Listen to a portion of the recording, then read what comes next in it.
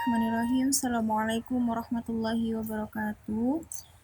Talamid dan Tilmizat SMP IT Khairunas Bengkulu.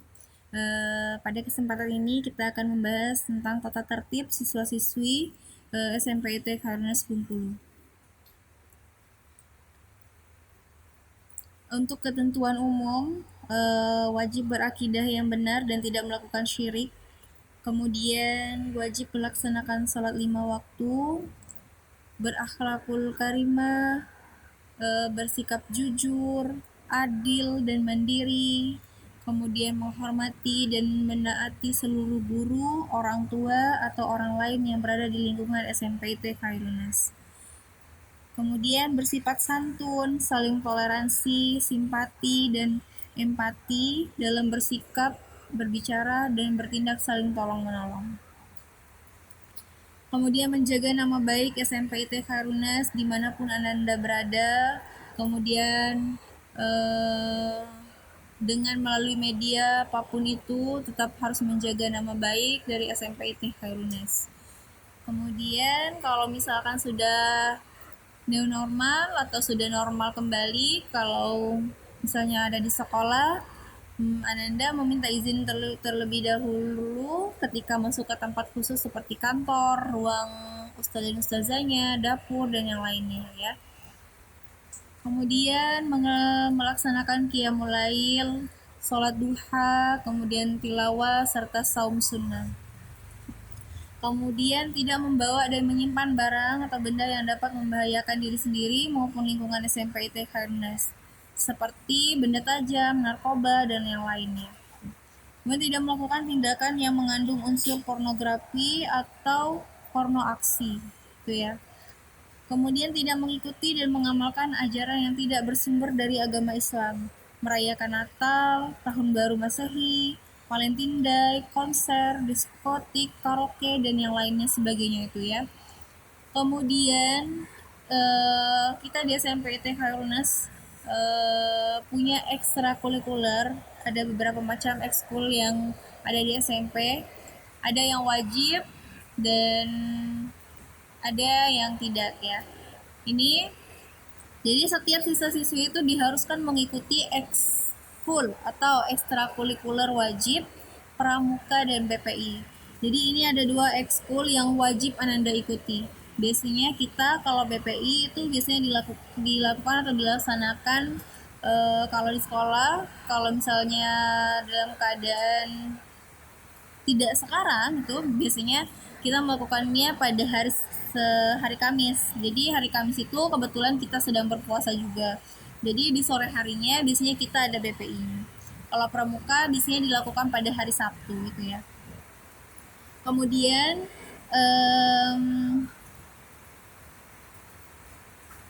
ada maksimal 2 atau minimal 1 cabang ekstrakurikuler pilihan Ananda sesuai dengan bakat dan minatnya. Misalnya kayak MIT, taekwondo, klub bahasa, futsal, OSN, dan memanah. Jadi kalau kayak klub bahasa itu ada beberapa bahasa. Ada bahasa Indonesia, ada ekskulnya bahasa Arab, ada ekskul bahasa Inggris. Gitu. Kemudian kalau OSN ini ada OSN IPA, ada OSN IPS, ada OSN matematika ya.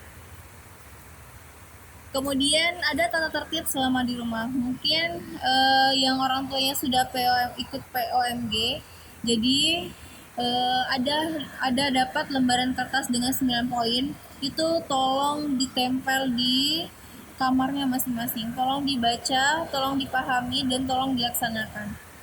Oke. Habis sholat tidak boleh tidur lagi dan harus olahraga 10 menit. Kemudian sholat di awal waktu, membaca almat surat di pagi hari, melaksanakan sholat duha, berwudu sebelum belajar.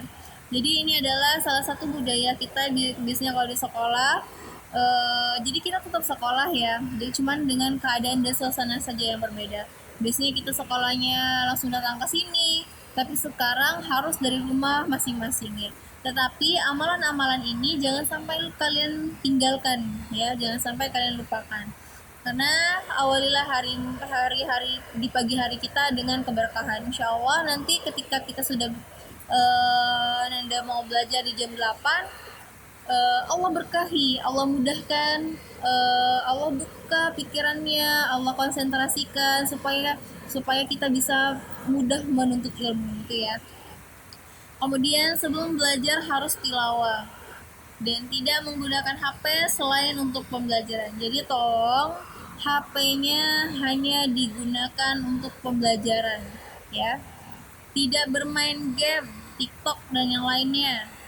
Kemudian di HP tidak ada aplikasi game ya. Nah, aplikasinya saja kita tidak bolehkan, apalagi mainnya ya. Jadi ini masuk ke dalam pelanggaran ya. Tidak menonton drakor. Drakor ini drama Korea, itu pasti tahu ya, dan anime. Jadi ini adalah pelanggaran-pelanggaran ya, tata tertib. Jadi tolong diingat, tolong dicatat dan dilaksanakan. Tidur malam jam 9 ya, tidur malam jam 9. Jenis pelanggaran dan klasifikasi sanksi. Oke. Jadi sembari kalian mendengarkan video ini, menyaksikannya sambil membuka buku panduan kalian yang sudah dibagikan.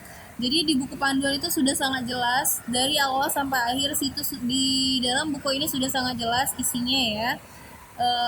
Jadi kalau tadi adalah salah satu contoh pelanggaran yang sudah sebutkan, ada nonton drakor, main game, dan yang lainnya. Nah, di sini kalian bisa melihat nanti di buku panduannya ini masuk jenis pelanggaran seperti apa. Jenis pelanggaran yang sangat beratkah, atau jenis pelanggaran berat, atau jenis pelanggaran sedang ya. Jadi ini secara garis besar saja yang saya tuliskan di sini ya, secara garis besar, dan kalian lihat kembali apa saja poin-poin yang termasuk ke dalam jenis pelanggaran sangat berat. Kemudian apa saja poin-poin yang termasuk ke dalam jenis pelanggaran berat. Kemudian apa saja poin-poin yang termasuk ke dalam jenis pelanggaran sedang. Silakan kalian baca, kalian pahami di buku panduannya masing-masing ya. Kemudian di buku panduan tadi, kita masih di buku panduan, ada di belakang itu aktivitas harian anak. Jadi aktivitas harian anak ini selalu diisi setiap hari, mulai dari ibadah kalian, akhlak kalian, kemudian dan yang lainnya ya. Ini kita bahas dari ibadah, dari sholat 5 waktu, kemudian sholat duhanya gimana, sholat tahajudnya gimana, sholat sunnah rawatibnya bagaimana, kemudian puasa sunnah Senin Kamisnya dilaksanakan atau tidak. Ini silakan kalian isi di buku aktivitas hariannya ya, supaya ini menjadi evaluasi untuk diri kita sendiri ya. Kemudian ada al-masurat, karena buku panduan ini akan kita selalu cek seminggu sekali atau sebulan sekali ya, membaca buku Islami ya. Jangan lupa tetap menambah ilmu dengan ilmu-ilmu Islami ya.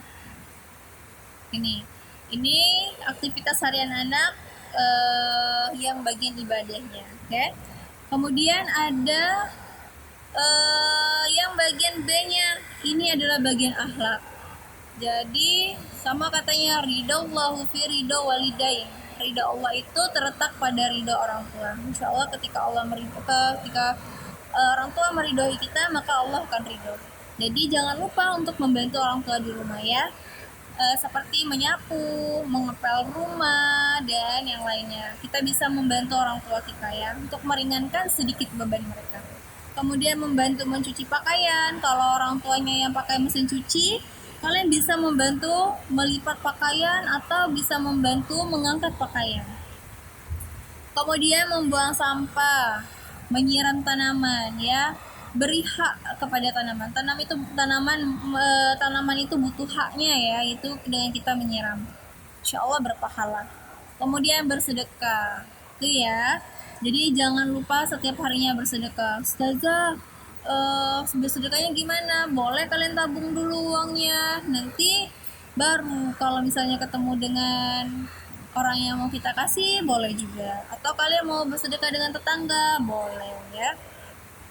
Kemudian kita punya agenda PHBI dan PHBN. Jadi di agenda PHBI dan PHBN ini hari besar Islam dan hari besar nasional.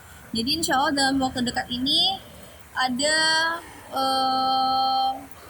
ini ya, dalam waktu dekat itu ada 17 Agustus ya, ada 17 Agustus 2020.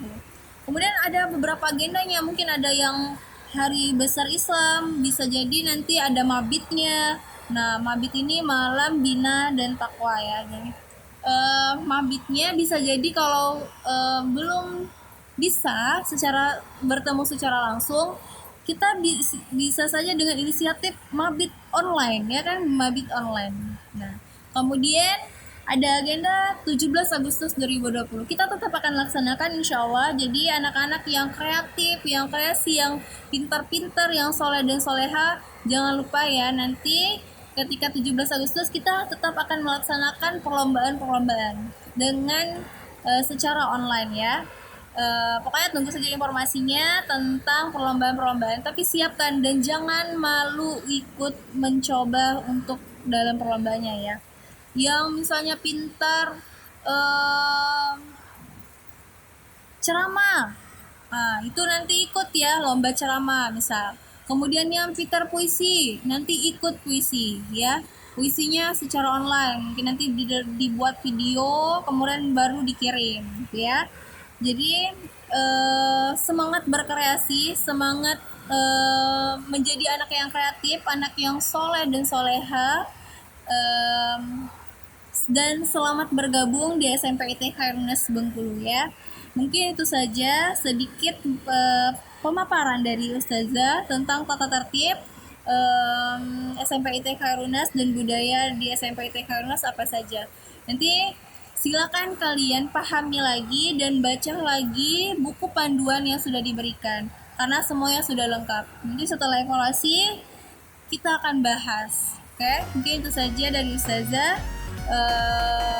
Apabila ada salah mohon dimaafkan, kepada Allah Ustazah mohon ampun. Wabillahi taufiq wal hidayah. Wassalamualaikum warahmatullahi wabarakatuh.